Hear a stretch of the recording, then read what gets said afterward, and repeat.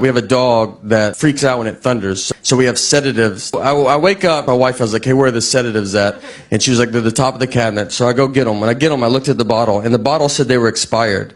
So I had to like wake her back up, and I was like, hey, these say they're expired. And she was like annoyed. She was like, they're not expired. Those are new pills in an old pill bottle.